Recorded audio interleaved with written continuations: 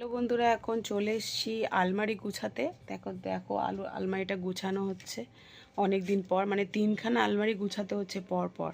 দুদিন আগে দুটো আলমারি গুছালাম একসাথে, কারণ নতুন দুটো আলমারি কিনে নিয়ে এসছে। সেই দুটো আলমারি কিনে নিয়ে আসার পর এত হাঁটরের হাঁটর, তো এরকম আর ভালো লাগছে না, অনেক জামা কাপড় হয়ে গেছে।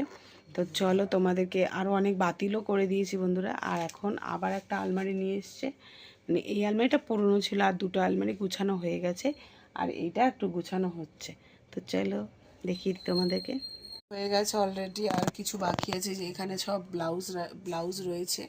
আর এখানে আমার ছেলে একটা কোট কিনেছে, সেই কোটটা রয়েছে, দেখো লম্বা মতো একটা কোট। আর এখানে আমার ব্লাউজ, ভেতরে জামা কাপড়, আরও জামা কাপড় দেখো ভর্তি। এখন সব গুছাচ্ছি, আরও অর্ধেক এখানে এখন ফাঁকা হয়ে আছে, এগুলো এখন গুছাবো।